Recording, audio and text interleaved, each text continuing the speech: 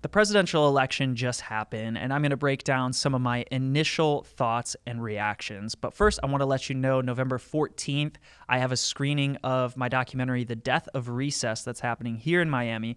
If you've been following me since my time on the #1 podcast in the world, you know that I've been working on this documentary for a decade of my life. So we're doing a screening here in Miami, November 14th at Alpha School. I'm going to leave the information in the description. I would love to have you. It's a free screening.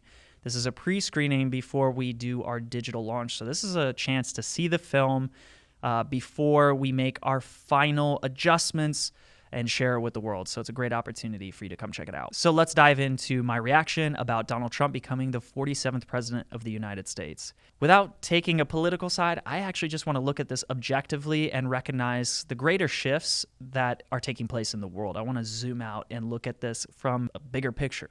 As someone who's spent a lot of time in the education and humanitarian sectors, I try to look at things objectively. And instead of looking at things from the left or the right perspective, I try to find the middle ground and approach life that way. My overall perspective from this election is that we are moving away from centralization and we're moving into decentralization across all sectors, whether that be financial, whether that be media, that's a huge one, education, our food, our healthcare. Basically, every single sector right now is being decentralized. So I think the party that embodies decentralization more than centralization just won this election. This goes beyond Trump. This goes into a greater shift that is taking place, a greater ideological shift that is taking place away from some of these authoritarian systems, which if you look into the history of our country, you see that quite early our country was hijacked by a lot of authoritarian principles. And that really comes from our education system. It's something I've spent a lot of time researching, and I've spent the last decade of my life making a documentary about. We embodied our system based on the Prussian education system, which was an authoritarian regime, which later turned into Nazi Germany, and we all know how that ended. But our education system is mirrored and modeled off of that Prussian system. Embedded in the Prussian system is a military ideology in which we want to push compliance and conformity. The ultimate goal of the Prussian education system was to get people to obey authority. And that's what we see in our society.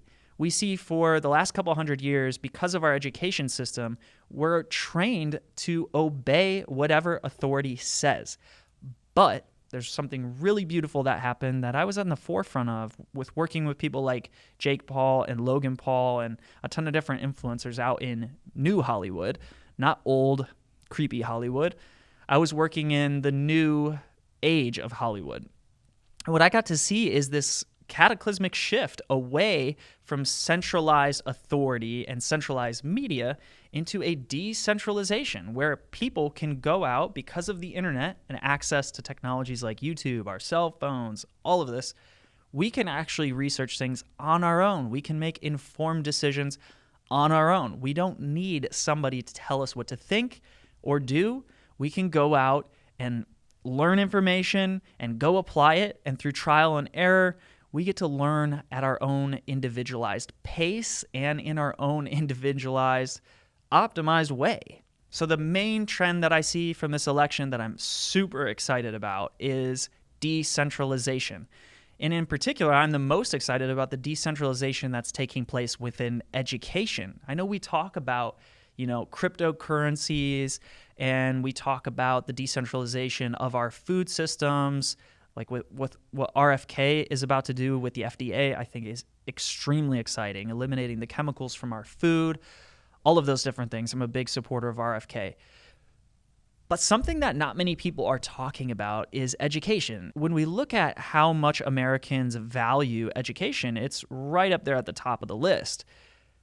But why do our politicians not really talk about it? I mean, you don't hear too much from Joe Biden or Kamala or Donald Trump about education. Sometimes they'll talk about student debt, but that's just at the surface. I think when we look into education, that to me is the area that we need to really focus on disrupting.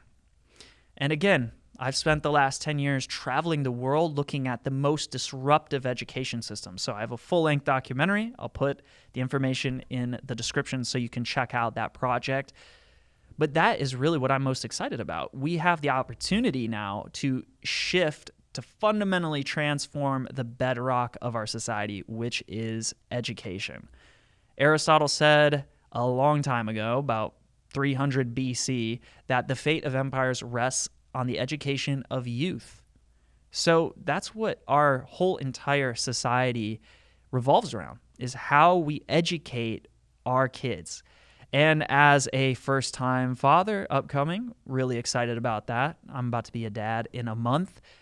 I've been thinking a lot differently about education and about life in general, but that brings a new wave of excitement. I think we have the opportunity to transform education in a massive way. I'll make plenty of more videos diving into all of the different exciting things happening with education. I'm actually going to be releasing a ton of different podcasts that I've had stored up for a long time, so stay tuned for those. But for now, I'm going to look at a couple other general trends that I see from this election result that I'm really excited about. One of the key takeaways here for me is the danger of putting people inside of boxes. And again, this comes back to our education system. We're really trained to live and think in a box. Think about this literally. You go to school, which is typically shaped like a big box. You go sit in a classroom, which is a box. You sit at a desk, and your mind is placed in a box. You are told exactly what facts you need to know. You're fed information that somebody has determined is what you need to know. When it's time for you to express your individuality or your own unique genius, that's not really celebrated in our current system. So if you can understand the roots of education, the roots of kind of this boxed paradigm that we live in our society, it makes sense how we're trained to put people in a box. This is what I think we're seeing here with this election, is it's very dangerous to put people inside of boxes. Because if you just label one group as being ignorant or hateful or nasty or garbage or Nazis or, fascists, look at the result. It's not actually real. It's not accurate. Because if 71 plus million people, the majority of people in the country, are voting for Donald Trump, well then, are they all Nazis? Are they all garbage? That wasn't smart of the Democrats to put people inside of boxes. And I'm not here to defend Donald Trump. He says all sorts of crazy things. I'm just trying to look at a greater picture here and understand how we should be engaging with each other, how we should be labeling each other.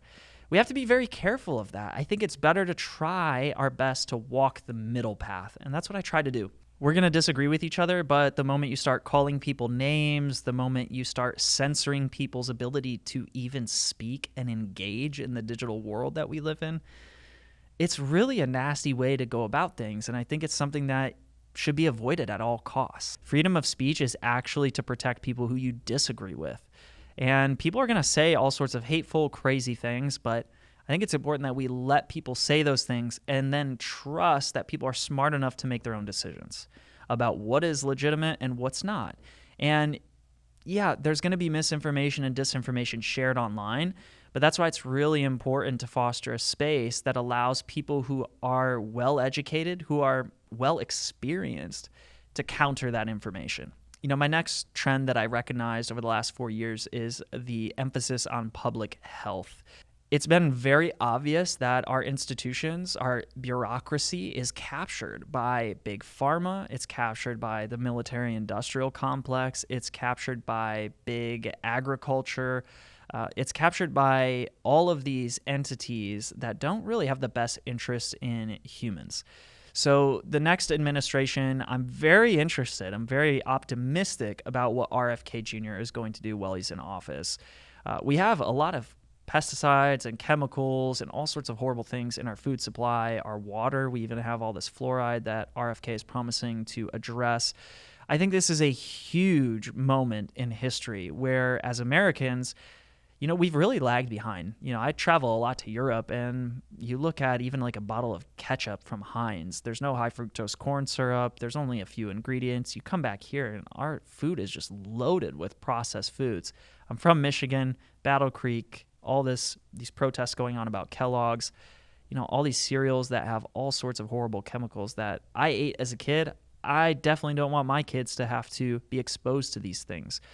So I think this is a huge shift, and it's a great trend to see with public health. When I look at the last 4 years, the current administration, they didn't really place an emphasis on K through 12 education. We really focused on college debt, and that's such a sliver. That's actually a symptom, right? That's like looking at the surface. But when we look at the root cause, we look at what's going on in our K through 12 education system.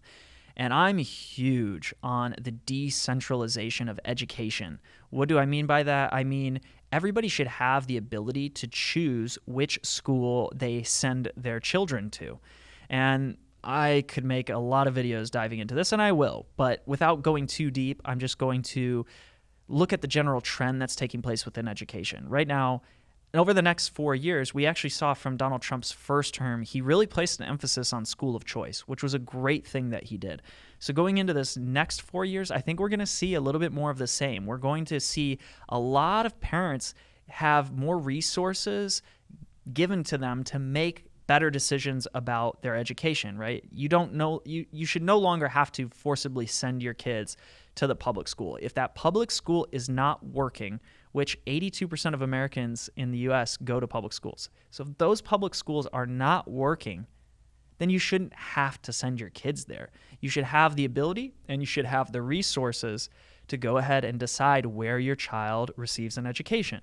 Again, this comes back to the decentralization of things. The more we empower people to make those types of decisions, rather than giving them a federal or state option and forcing them into that option, that really takes away the accountability.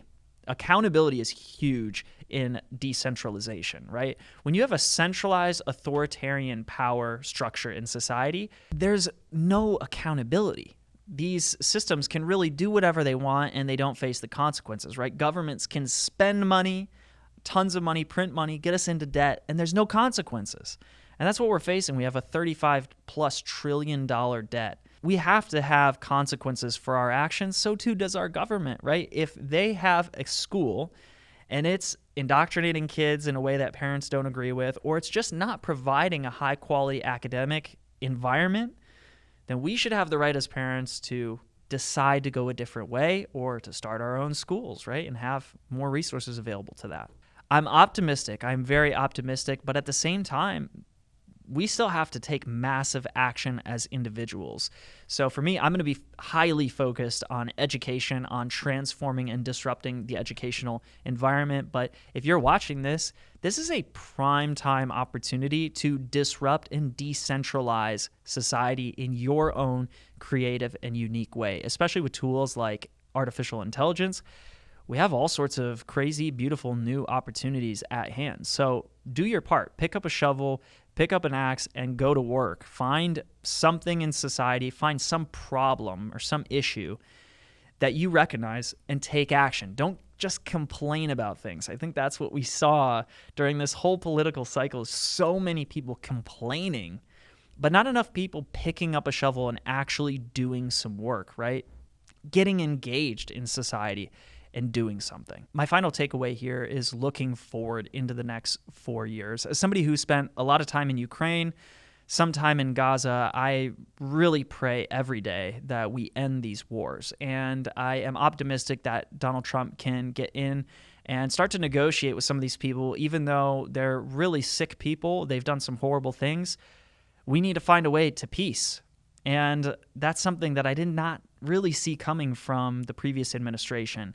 I saw a lot of escalation, which is very dangerous. So as somebody, again, who spent basically a year along the front lines of Ukraine, I got a different experience than what the media was showing me. And I saw there's probably well over 500,000 people that have died because of that conflict. And we need to work our way out of that for the greater good of not just Ukraine and Russia, but society in general. War is not something that we should celebrate, and we have to find a way to bring about peace. And unfortunately, sometimes peace has to be exhibited through strength. I understand that. But I'm optimistic. I'm hopeful that we can strike some sort of peace overseas and end those wars. So I'll end this with one, I guess, kind of concern about where we're headed as a nation, and something that's going to take a massive amount of effort to fix, and that is government spending. Like I said, we're over $35 trillion in debt, and that's climbing, right? Every single president has continued to increase that debt. The last time we were in a surplus, I believe, was under Clinton, but since then, our debt is just skyrocketing, and that's an issue. So we have to really curb government spending. We have to eliminate some of the waste, and we need to find better ways to spend our money. We're spending a ton of money on wars and all these things overseas. So I really hope that this new administration can come up with creative ways to reduce spending, to enhance our economy, and to give more power to the people so that we can create the innovative solutions that are going to save our species, honestly, from a possible extinction. I know that might sound a little intense, but I really do believe that. I believe that we have an opportunity to become multiplanetary. We have an opportunity to revolutionize our education, our financial, our health systems. And that really starts here with us. That starts by decentralizing all of these things. So I'm going to share one of my, I guess, maybe more controversial takes. One theme that I recognized from this election that was quite fascinating to see unfold was the commitment to God. And I know that's going to mean something different for everyone. I grew up in a Christian household. I kind of had to go discover my faith through my own spiritual journey over the last couple decades. But I have come back to the realization of how important it is to have a relationship with God. And people are going to have a different relationship with God depending on where you're at in the world or where you grew up. But something that I saw over the last 4 years, especially during this campaign in particular, was a deviation from God. And that means something different for everyone. But I think that was ultimately a pretty big deciding factor. I think if you don't have God infused into your life and infused into your message and your purpose in the world, I just think ultimately you have a very short runway. I saw that with Vice President Kamala Harris. She didn't seem like a person that was really walking her faith. I think it was a convenient talking point. And she made some big mistakes. You know, I don't know if some of those were intentional or not, but I think she really missed a golden opportunity to showcase her faith. And I think what she did is she actually showcased her lack of faith, her lack of connection with God. And I think in society, we need to proclaim a strong connection to God and to family. Maybe I'm having a little bit of a rebirth with that because I'm having a family, but ultimately I think Kamala Harris did a really poor job of leading with faith, leading with a connection to God. And I think when you look at Trump, obviously we're all imperfect. He's imperfect. He says and does some crazy things. But ultimately I think it's pretty clear. I think God saved his life, and I think he acknowledged that. And he has made that pretty evident in his rhetoric, right? He's given God the credit for being alive, and he praises God for blessing him, and he praises God for blessing us with our freedoms and our country. So I'll end this with an encouragement to go out and be of service to somebody and something greater than yourself. To me, that's how I found God again in my life. I went out into the world in places like Ukraine, in places like the Amazon, in places like Gaza, and I just went out to serve people irregardless of their gender, of their religion, of their political beliefs. And I just went out to help people. That was my genuine interest. And when I went out into the world with the passion of helping and being of service, God opened doors that I can't even explain. It's just miraculous things happened. So that would be my encouragement to you. Instead of getting caught up in the divisive rhetoric, in the hate, in the fear, choose love. Choose to be of service. Choose to go help your fellow brothers and sisters in this world. So I'll leave it there. I hope you enjoyed this video. If you liked it, give it a thumbs up, hit subscribe, and check out the Death of Recess screening that is happening November 14th in Miami. If you can't make that, I'll leave a link to the Death of Recess website so you can find out where the next screenings are going to be. All right. See you guys. Peace.